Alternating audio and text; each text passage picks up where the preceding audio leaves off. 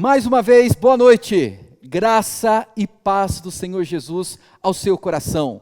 Nós temos olhado para a palavra de Deus e aprendido com o apóstolo Paulo alguns princípios preciosos da parte de Deus que ele compartilhou com uma igreja muito amada, a igreja dos Filipenses. Temos visto que o contexto em que Paulo escreveu essa carta foi extremamente delicado. Ele estava aprisionado em algemas. Essa primeira prisão de Paulo é um pouco diferente da segunda. A segunda foi um pouco mais severa. E essa primeira prisão é marcada principalmente pela privação que ele experimentava e vivendo, sim, como um prisioneiro. E o que nos chama a atenção é que mesmo vivendo um contexto de prisão, esse homem escreve uma carta que é considerada a carta magna da alegria. E a todo instante, ele procura consolar, estimular o coração dos filipenses, dizendo que por mais que vocês tenham receio de terminarem onde eu estou, alegrai-vos no Senhor, permaneçam firmes no Senhor, porque eu sei que o que eu estou passando não está fora do contexto do que Deus tem para mim e através de mim. Muito pelo contrário, tudo isso tem cooperado para a proclamação do Evangelho. E quando nós olhamos para esse contexto do apóstolo Paulo, nós podemos fazer alguns paralelos com o momento que nós vivemos na nossa nação, não apenas no Brasil, mas de uma certa maneira, o mundo, onde estamos nos deparando com uma ameaça invisível, mas que tem a cada dia, principalmente no nosso contexto do país, perdido a sua invisibilidade e tem ganhado forma, tem ganhado nome, rosto, aparência, afinidade, porque nós já temos notícias de pessoas que estão enlutadas por ter perdido alguém que direta ou indiretamente pertencia à história. Então aquilo que no primeiro momento era tão distante em outros países, ou acontecendo na nossa nação, mas distante dos olhos, começa a se aproximar. E quando eu falo isso, não é para causar nenhum alarde ao seu coração, não é para fazer um sensacionalismo, gerar medo, não. Mas para dizer que esse momento em que nós estamos nos cuidando, experimentando desse distanciamento e isolamento social, tendo privações de lugares que nós gostaríamos de estar, com determinadas pessoas, fazendo algumas coisas, esse era o contexto do apóstolo Paulo. Ele experimentava dessas privações. Ele não podia estar com os filipenses como ele gostaria na cidade de Filipos. Ele não podia estar com seus amigos, com seus irmãos na fé. Ele não podia fazer aquilo que ele tinha vontade. Ele estava privado da sua liberdade. No contexto de Paulo era por imposição, era uma prisão. No nosso contexto é uma resposta consciente, que eu espero que você esteja dando com responsabilidade. Abro ainda mais um parênteses aqui, diante do que eu falei domingo passado e um vídeo que foi passado no nosso culto. Nós não podemos ter a insensibilidade para com aqueles que querem sair, que querem trabalhar, que estão preocupados com o seu negócio, com a sua empresa, que estão temerosos por serem mandado embora.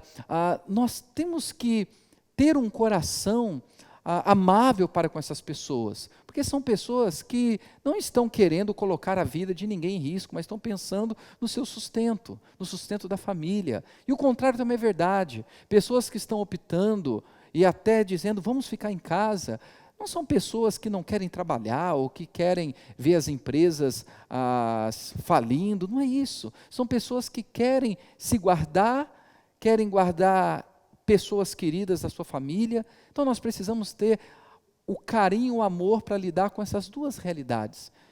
Apóstolo Paulo, privado de algumas realidades, nós também estamos privados. E diante disso, Paulo diz, alegrai-vos no Senhor. Não permita que as privações, não permita que aquilo que pode aparentemente tirar a sua liberdade física, venha também escravizar sua alma, o seu coração, a sua mente.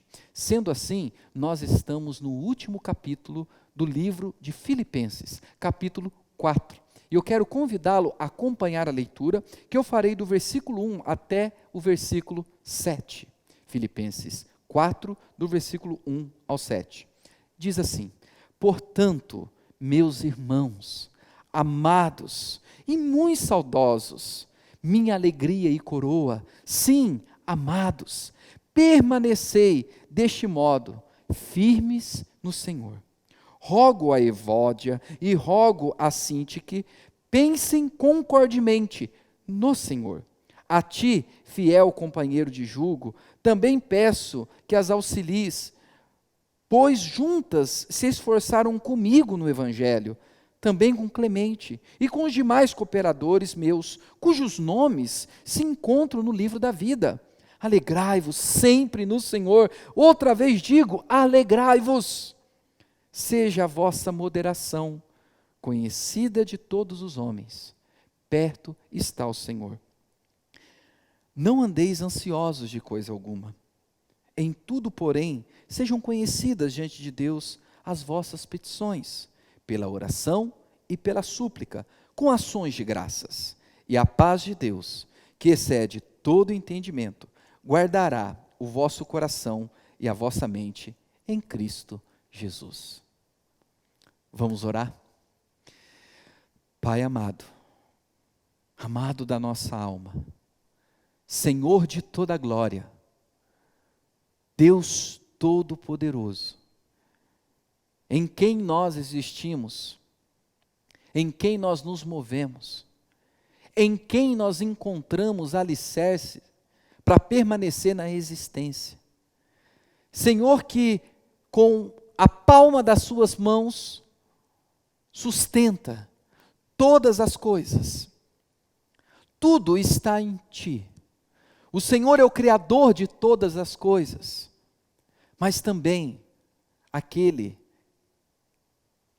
que sustenta e também é o provedor, o sustentador e o provedor de todas as coisas. É diante de ti que nós estamos, ó amado Deus, através do teu Filho, Jesus, nosso Salvador. No nome dele que nós invocamos a tua presença nesse momento e clamamos que o teu Espírito venha agora iluminar a nossa mente, para que possamos aprender a tua palavra e também vivê-la, tudo pelo poder do Espírito Santo. Essa é a minha oração, em nome de Jesus. Amém. Amém. Muito bem, o apóstolo Paulo caminha para a conclusão da sua carta. E eu não sei você, eu saio dessa série, ou caminho para o encerramento dessa série, muito mais fascinado pelo livro que Paulo escreveu, essa carta escrita aos Filipenses.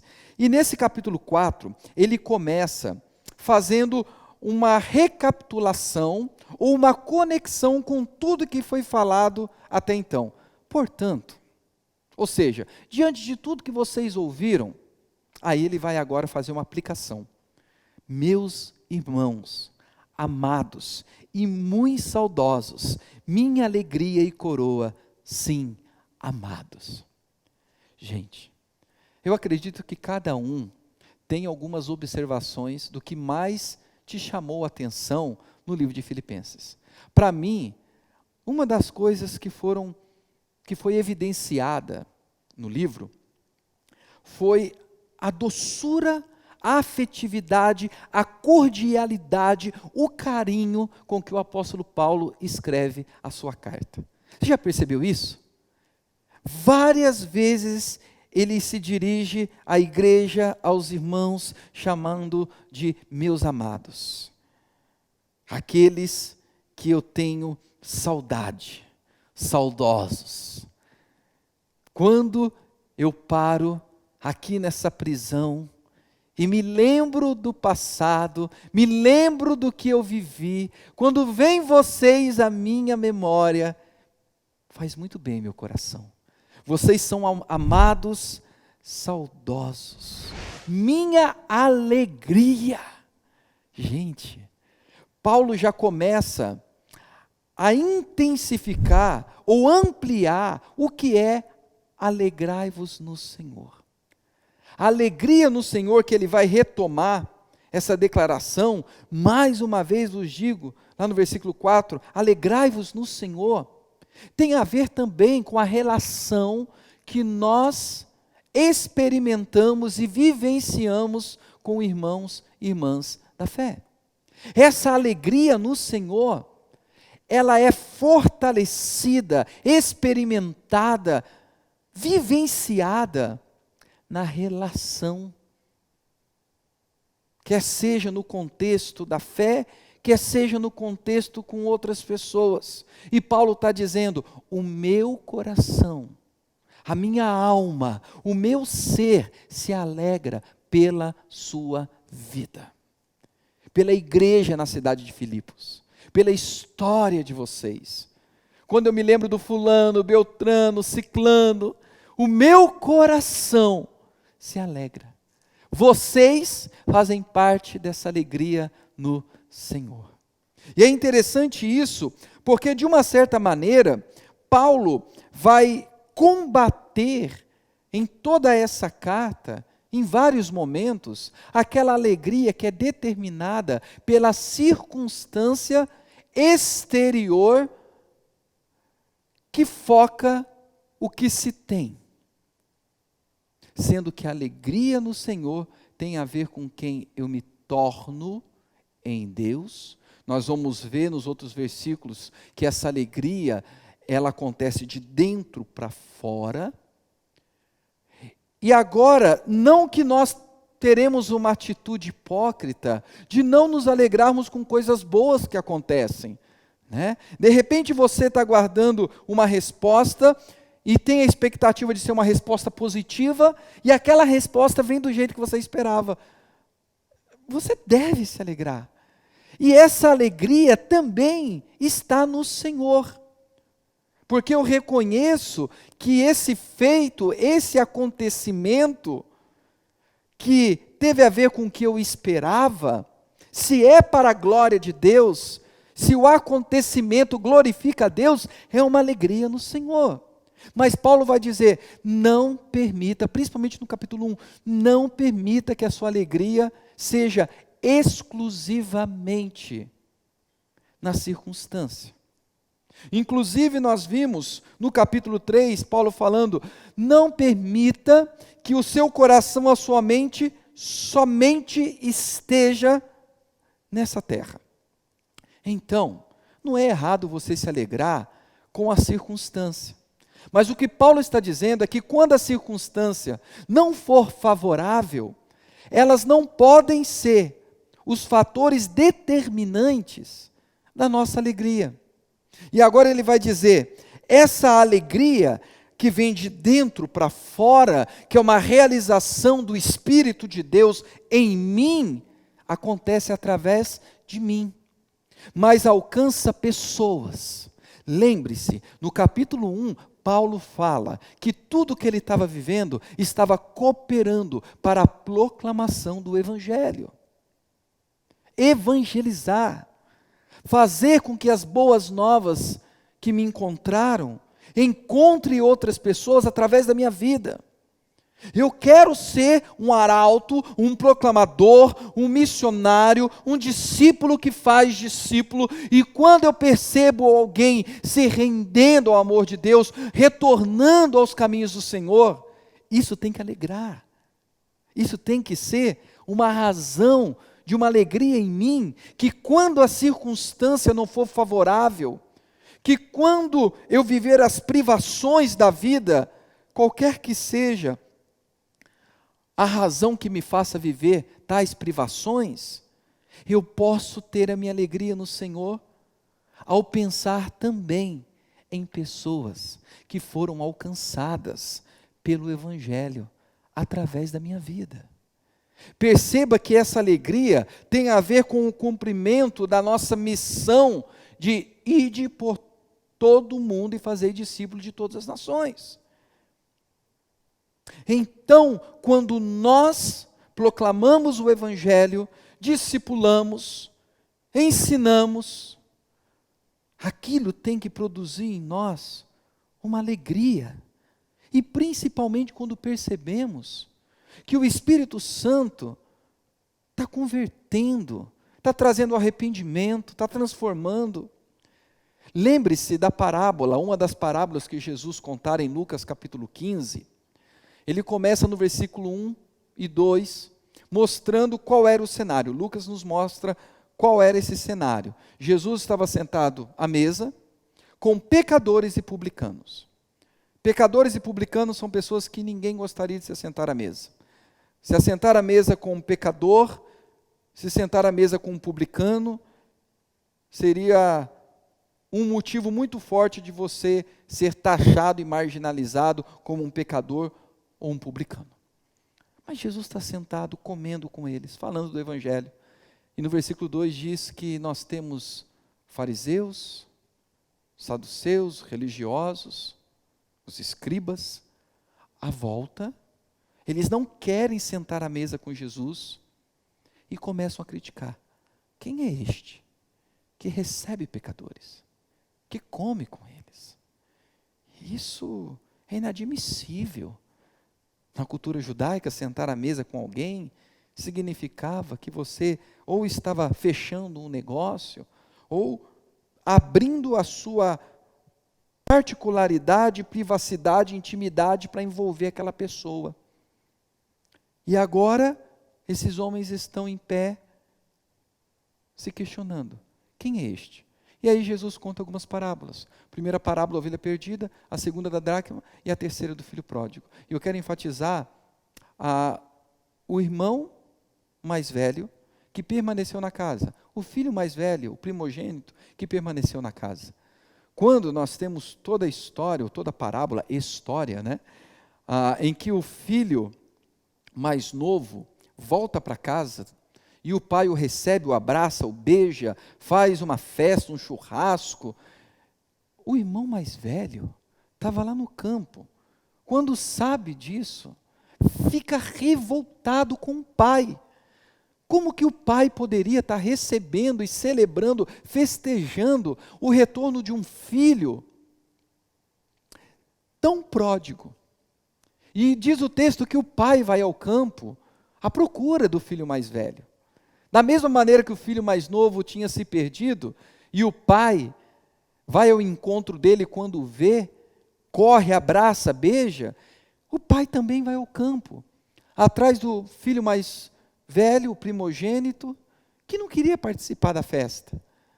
Mas o que me chama a atenção é que Jesus está fazendo uma crítica severa àqueles homens que estavam em pé, se questionando, por que ele está celebrando, assentado, comendo com pecadores e publicanos?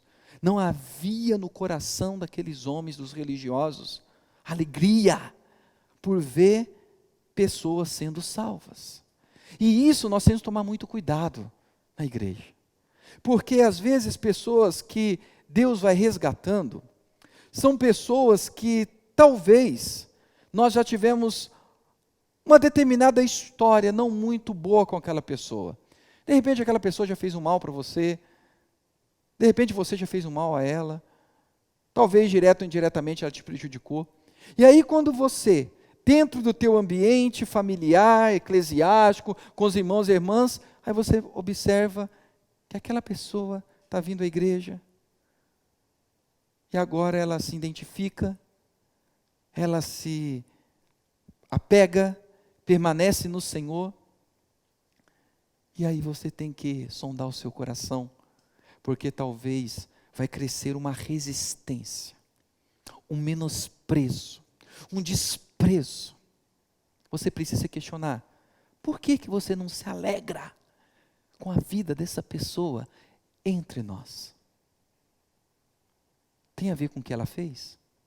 Tem a ver com o que ela deixou de fazer? Com você, direto ou indiretamente?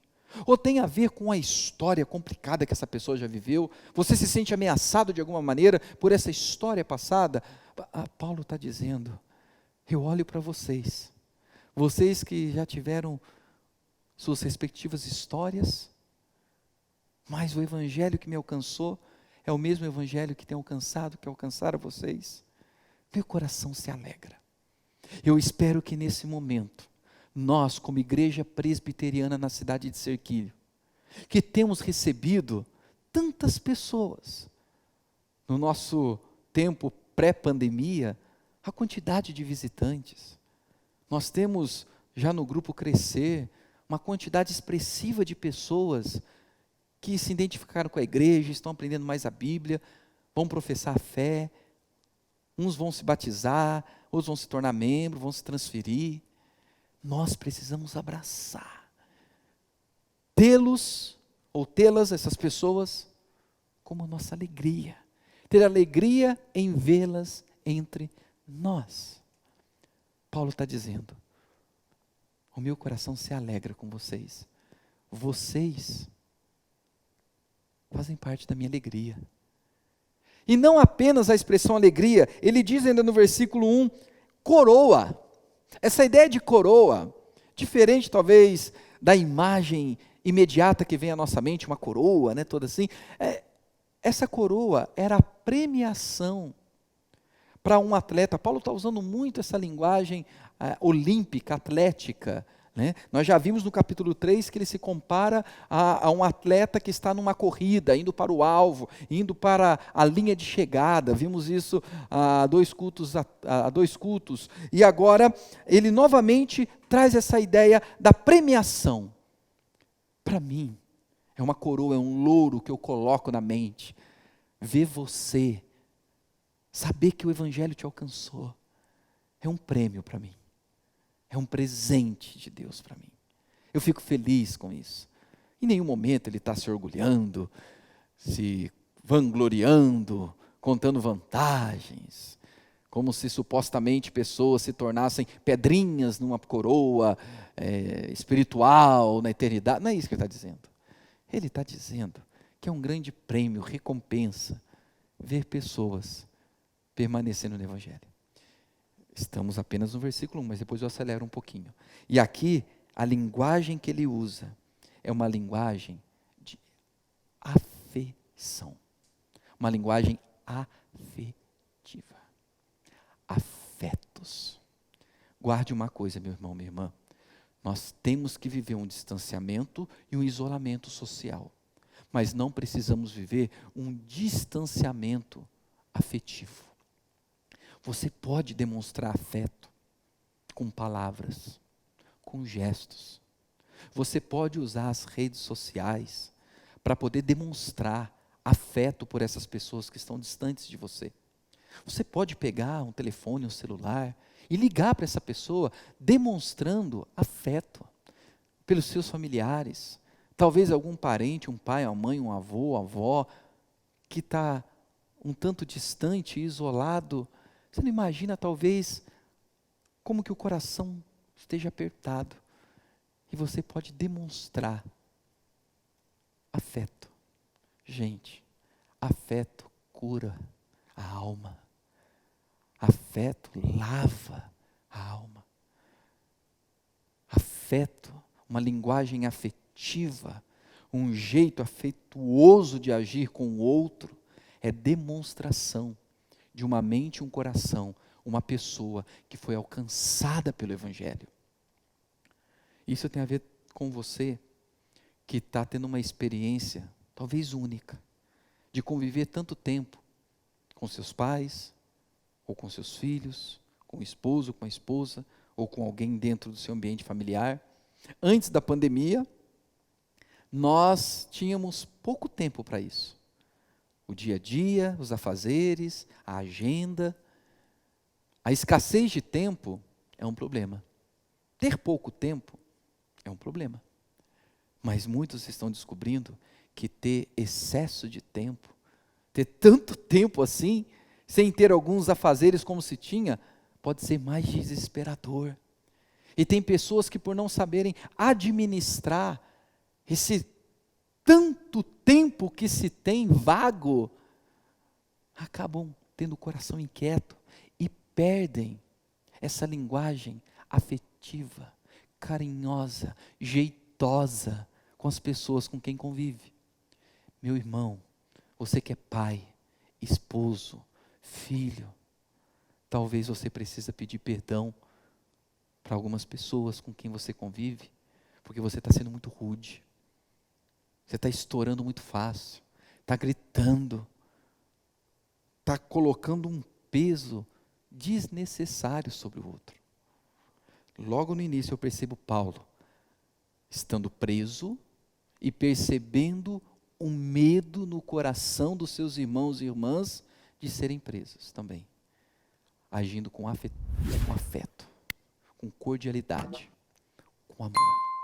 Meus amados, permanecei deste modo como amados, queridos, saudosos, permanecei, tendo essa consciência de quem vocês são, firmes no Senhor. Permaneça firme no Senhor. É interessante que no capítulo 4, nessa primeira parte do capítulo, Paulo vai trazer a centralidade de Cristo na nossa vida. Tenha Cristo como centro, o Senhor como centro, Cristo sendo o Senhor da sua vida. Tudo que você for fazer, faça no Senhor e permaneça nele. A ideia é alguém que estava perdido, abandonado, na sarjeta, largado, moribundo, foi agora acolhido, tirado dessa realidade, colocado numa nova realidade, e é dito, permaneça nisso. Não fique tentando voltar para aquelas velhas práticas. Você não é mais essa pessoa perdida. Você não é mais um moribundo. Você é uma nova criatura. Permaneça nisso. Permaneça no Senhor.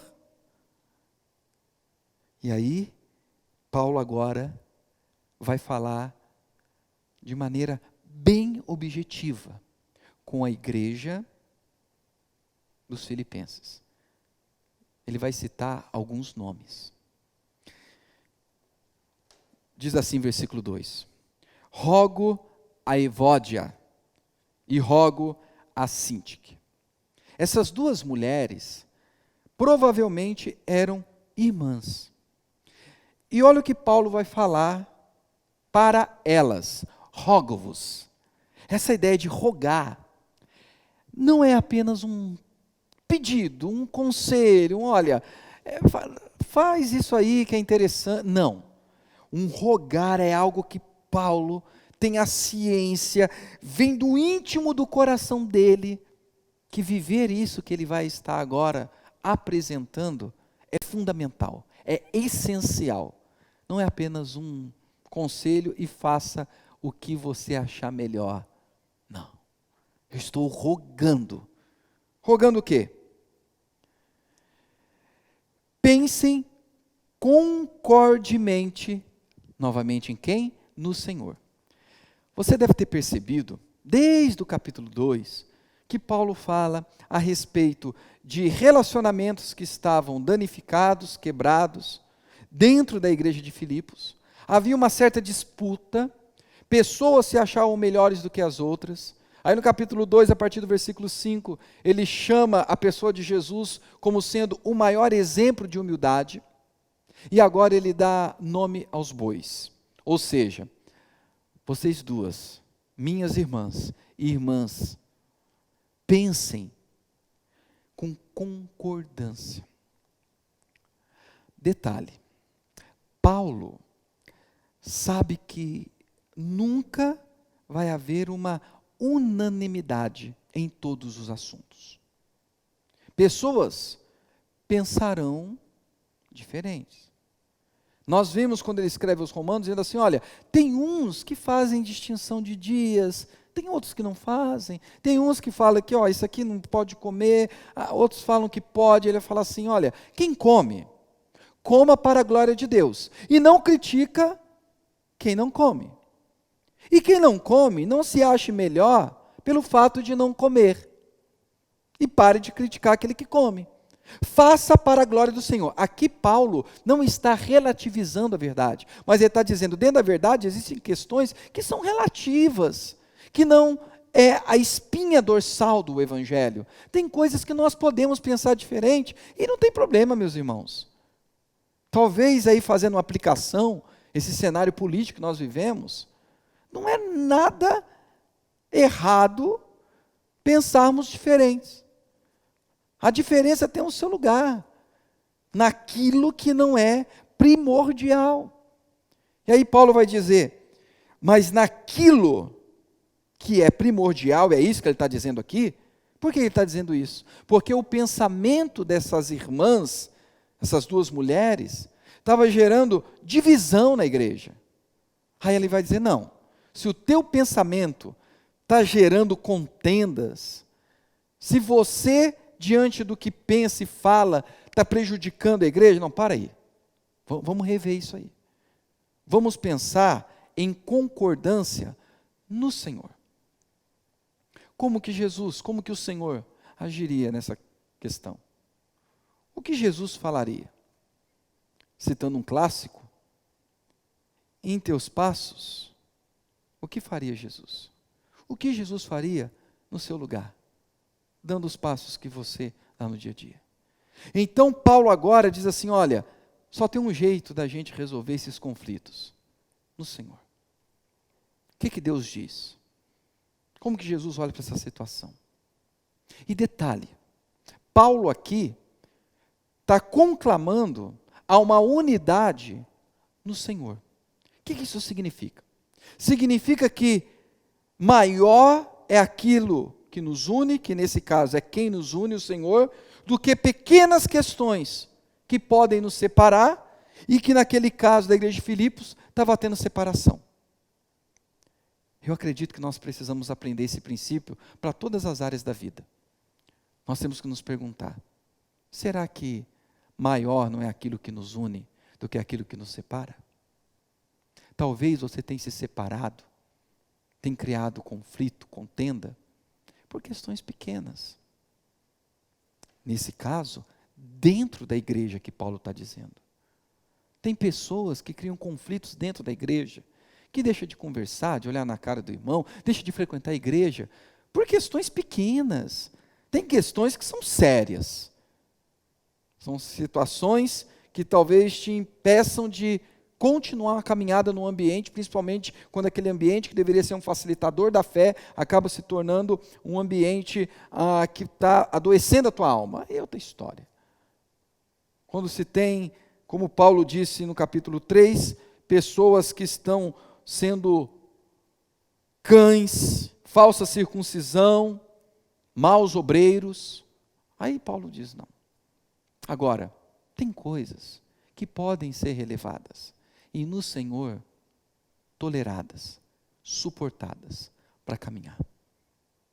Isso pode ser aplicado para você que de repente nesse tempo tem pensado em até abandonar o seu casamento por algumas questões que não se comparam ao que é maior, que te une a esse alguém.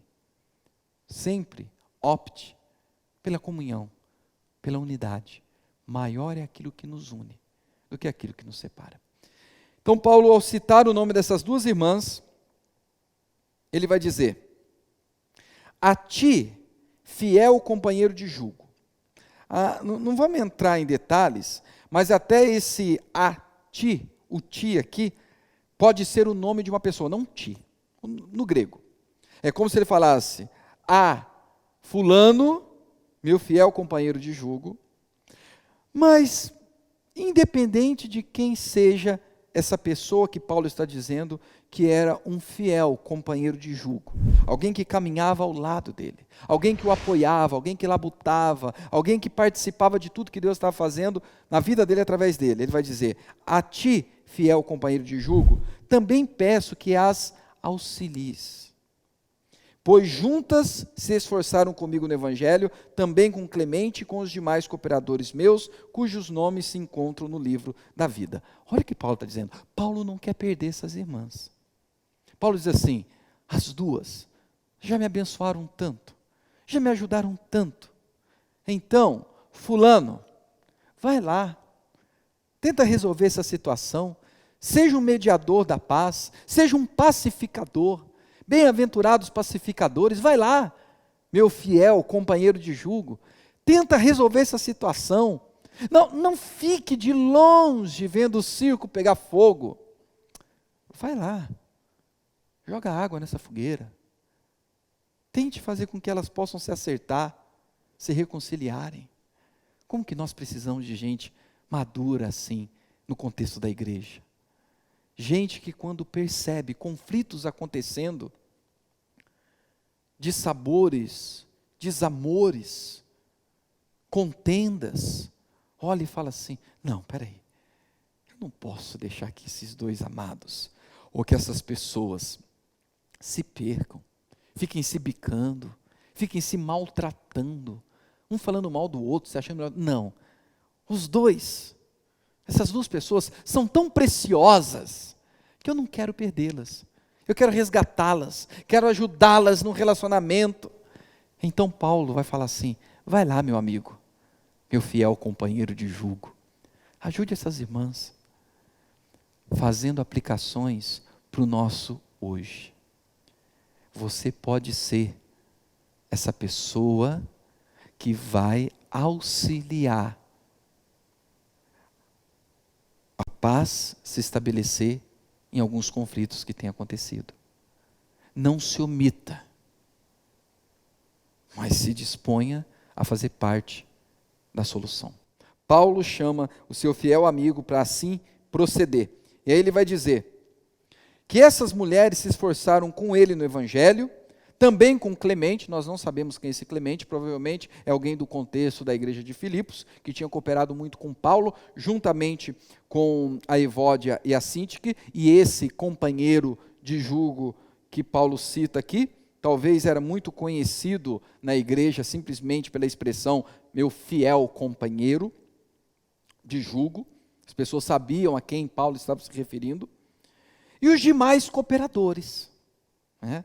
E aí ele termina o versículo 3 com uma expressão interessante, cujos nomes se encontram no livro da vida. Olha só, Paulo está dizendo, esses cooperadores, os nomes se encontram no livro da vida, no livro da eternidade, são salvos. Olha só, sabe por quê? Porque Paulo já tinha ensinado, e esses cooperadores tinham entendido, que você pode ter certeza da sua salvação. E a certeza da sua salvação, a certeza do seu nome escrito no livro da vida, não tem a ver com quem você é, não tem a ver com o que você faça ou deixa de fazer, tem a ver com a fé inabalável naquele que fez o que fez, Cristo Jesus. Quando eu creio em Jesus de todo o meu coração, eu tenho a paz e a convicção que o meu nome está escrito no livro da vida. É isso que Paulo está dizendo. Esses homens, essas mulheres, têm o nome escrito no livro da vida. São pessoas salvas, são pessoas que amam ao Senhor. E aí ele vai continuar dizendo, versículo 4, alegrai-vos sempre no Senhor, outra vez digo, alegrai-vos. Interessante que Paulo faz da alegria não um caminho opcional, mas é um imperativo, alegrai. Vocês precisam se alegrar no Senhor. Mais uma vez eu repito, alegrai-vos no Senhor, quando a angústia bater, quando a inquietação, o medo, a solidão, o perigo, a falta, a carência, faça com que o Senhor seja a sua alegria, traga à sua memória aquilo que vai trazer esperança, recorde na sua alma e no seu ser, você pertence ao Senhor, você é de Jesus, você é salvo pela graça do eterno Deus. Isso tem que alegrar o nosso coração, o nosso ser. Alegrai-vos no Senhor. Mais uma vez eu vos digo, você pode estar privado de muita coisa, você já pode ter perdido muita coisa por causa dessa pandemia, por causa de toda essa situação, ou virá a perder. Isso tem que ser relativizado, no sentido de que você já tem o bem mais precioso, o penhor, a joia, a garantia, o sinete do rei em você.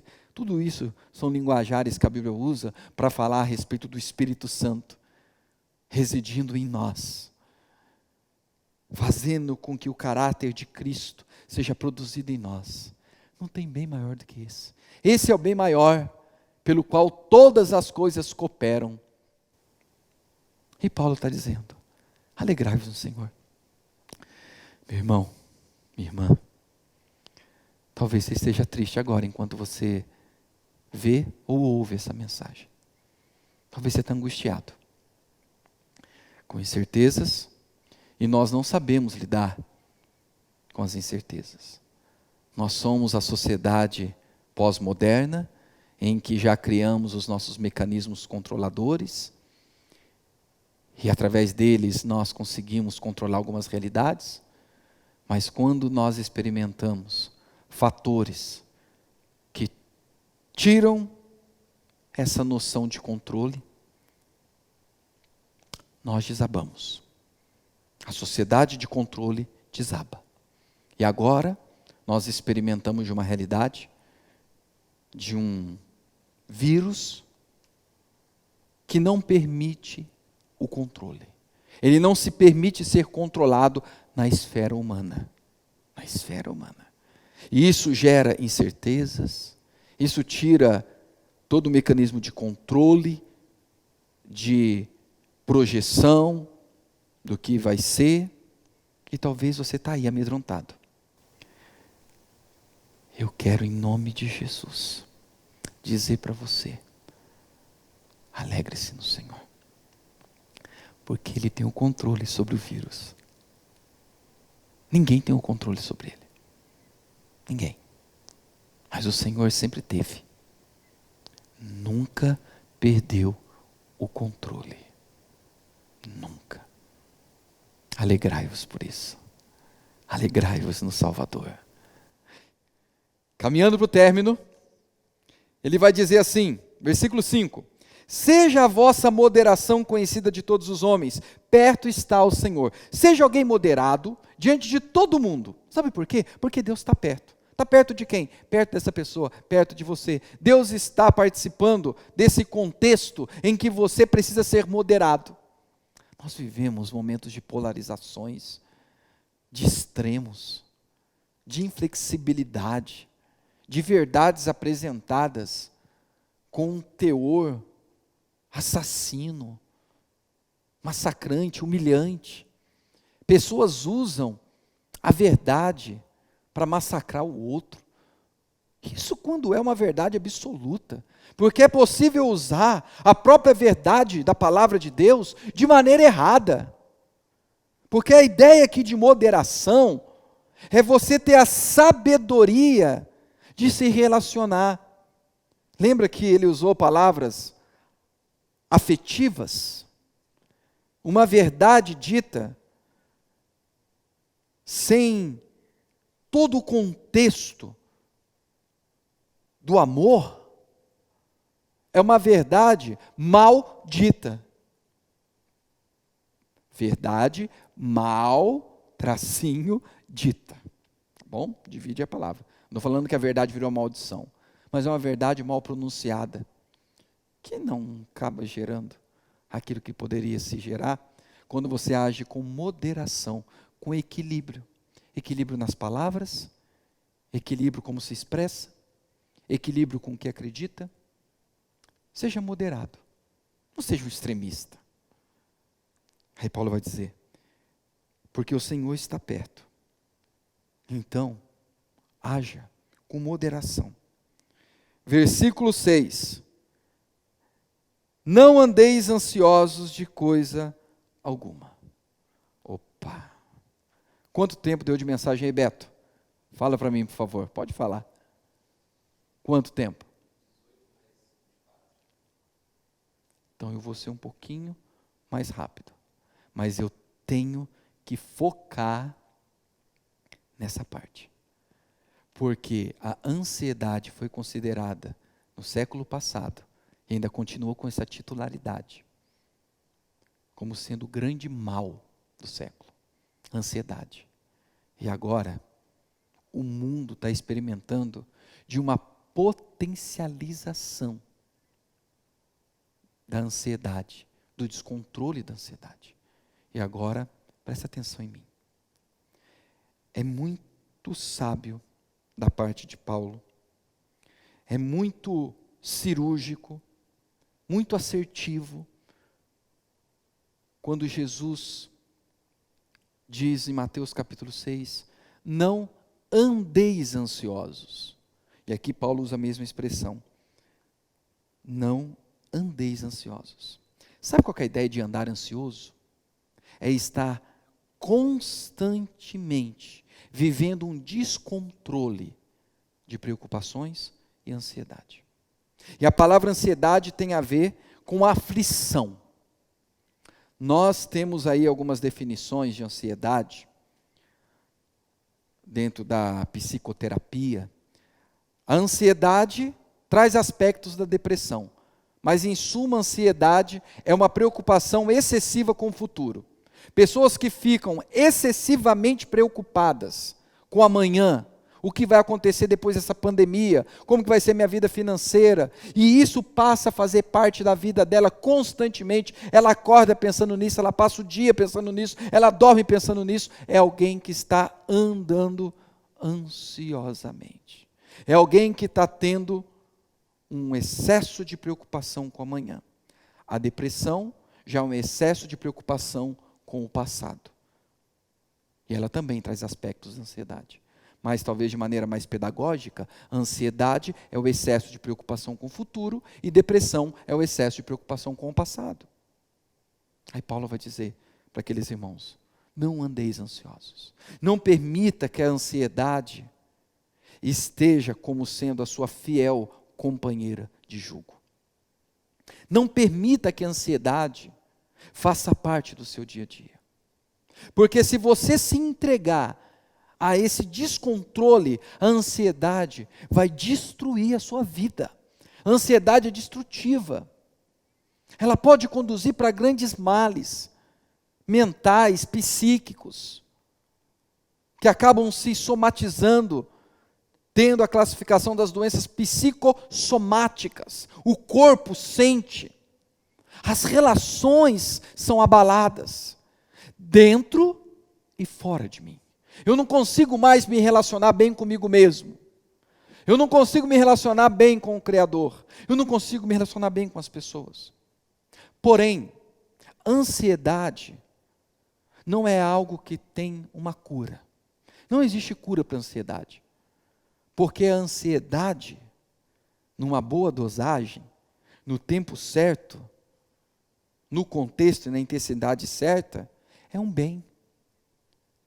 Ter uma resposta ansiosa em alguns contextos é uma bênção de Deus.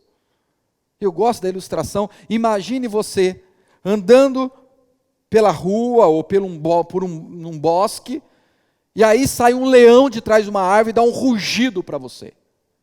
Aí você olha para o leão, calmamente, e começa a descrever aquele leão. Esse leão provavelmente tem não sei quanto tempo de vida, olha o tamanho da presa dele, a cor da sua juba, o tamanho da sua...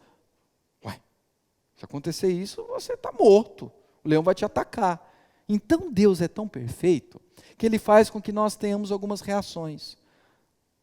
Ou teremos uma reação de enfrentamento ou de fuga, mas tudo é para preservar a vida. Nesse momento, quer seja para enfrentar, quer seja para fugir, o teu corpo entra num processo divino. É lindo demais. Uma parte do teu cérebro, que é responsável pelo raciocínio, é como se desligasse. E a parte mais emotiva, ela fica a todo vapor. E ali vai ser produzido, ou a amígdala cerebral vai mandar mensagens, e o teu corpo, o teu cérebro vai mandar substâncias, hormônios, a noradrenalina, para fazer com que você reaja, quer seja para enfrentar o perigo iminente, ou quer seja para fugir. Por isso que quando você toma um susto, ou ansiedade vem, quais são os sintomas? Frio na barriga, não é verdade? Você não sente um frio na barriga? Você não sente a respiração ofegante no peito?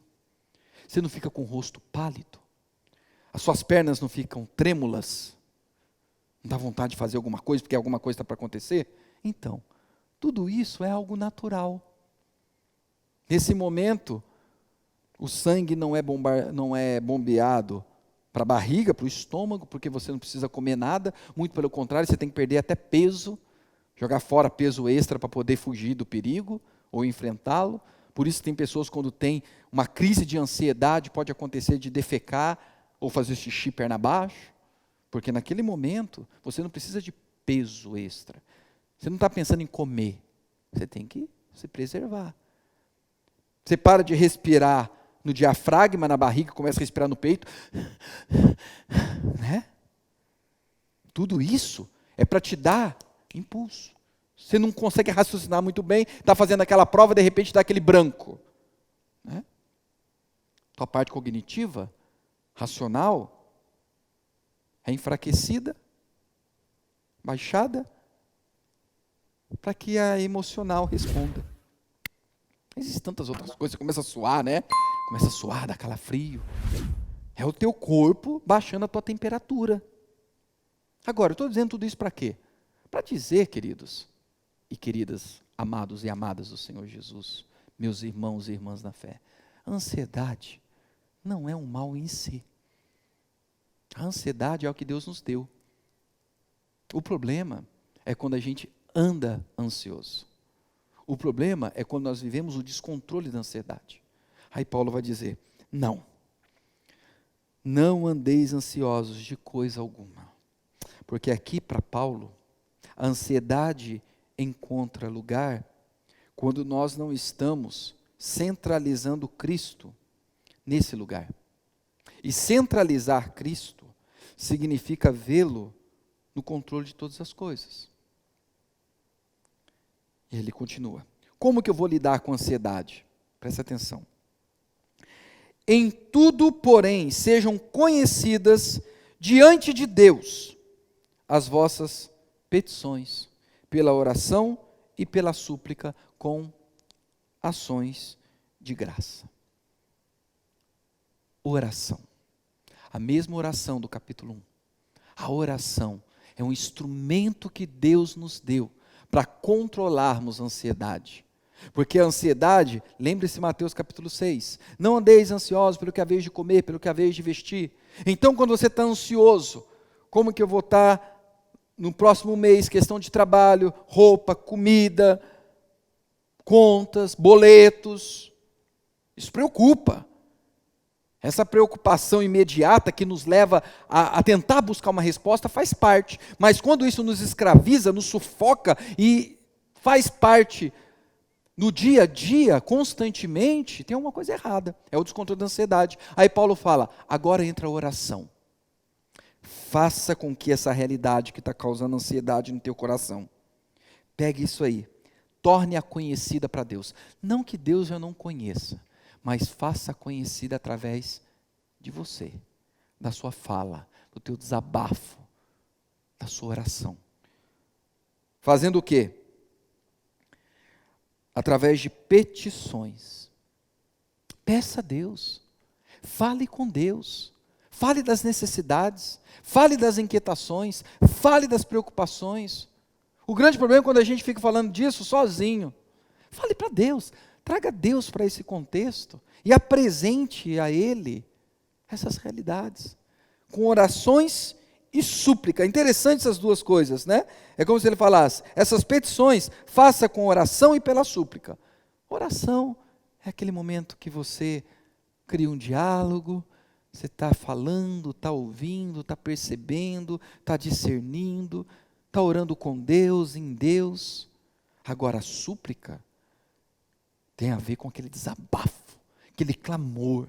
Eu estou suplicando. Gente, isso é maravilhoso. Olha a liberdade que a gente tem de dar um piti com Deus. A liberdade que nós temos de surtar com Deus.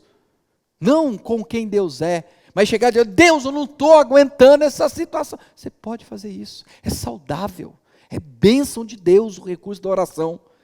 Mas também ele termina dizendo com ações de graças. Tendo gratidão no coração. Nesse tempo de pandemia, nesse tempo de isolamento social, onde talvez a alegria está desaparecendo do teu coração. Aquilo que outrora te alegrava já não está alegrando mais. Preocupações excessivas constantes com o que vai acontecer amanhã. Está sequestrando a alegria em você. Use a oração para não experimentar do calabouço da ansiedade. Para que as algemas, as amarras, os grilhões da ansiedade sejam dissipadas. orando e suplicando, se necessário for, mas também com ações de graças. E agora, para terminar, eu estou abusando um pouquinho do tempo da mensagem, porque eu parto do pressuposto que você está em casa, né? Então, estou aproveitando bem esse tempo para explicar detalhadamente a palavra de Deus no seu coração. Nos nossos encontros presenciais, nós não temos todo esse tempo, mas aqui temos. Mas agora eu vou finalizar. Versículo 7. E a paz de Deus, que excede todo entendimento, guardará o vosso coração e a vossa mente em Cristo Jesus. Paulo está dizendo, tem algumas coisas que você precisa fazer. Orar, suplicar e ter uma postura de gratidão. Ações de graças, palavras de agradecimento, mentalidade de agradecimento, de gratidão. Ser grato. E agora ele fala do que Deus faz. A paz de Deus, que excede todo entendimento. Não dá para entender. Não dá. É simplesmente uma paz que nos invade. A gente percebe o perigo ao nosso lado.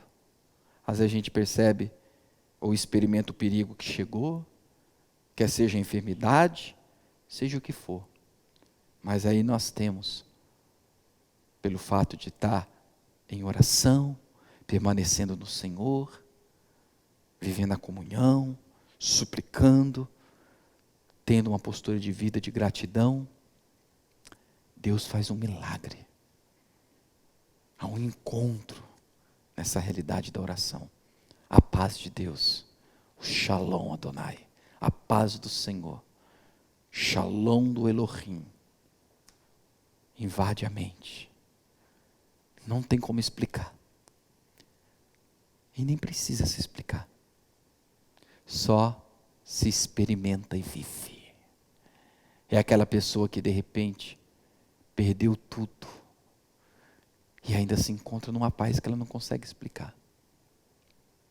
É o pai que teve que passar pela experiência mais trágica da vida de ter que sepultar um filho. Mas a paz de Deus guarda a mente, guarda o coração, para que, mesmo chorando, o choro não se prolongue, não se perpetue, não se torna um passageiro indesejável. A alegria vem ao amanhecer. A paz de Deus guarda a mente, o coração, para que aquele pai não faça uma loucura, não cometa uma outra tragédia contra si, ou de repente contra alguém responsável direto ou indiretamente por aquilo. Olha aqui para mim. Presta atenção no que eu vou te falar. Você precisa experimentar desse milagre. Da paz de Deus que excede todo entendimento. Para ter a tua mente guardada, porque a tua mente está perdida. Talvez a tua mente está muito inquieta, ansiosa. A paz de Deus pode mudar isso. O Shalom de Deus pode mudar isso. E a paz de Deus que excede todo entendimento, guardará o vosso coração e a vossa mente. Coração e mente. As suas decisões, o seu pensar, o seu sentir, o seu agir, tudo guardado na paz de Deus. Fique nessa paz. Que essa paz visite você, meu irmão, minha irmã. Que nesse momento o amor de Deus Pai, a graça de Cristo Jesus, as consolações do Santo Espírito, do Deus pacificador, esteja agora sobre a sua vida, sobre a sua mente, sobre o seu coração, te guardando nele. Deus te abençoe, Deus te fortaleça. Um bom domingo e uma ótima semana, guardados como amados, sem ansiedade, sem descontrole de ansiedade,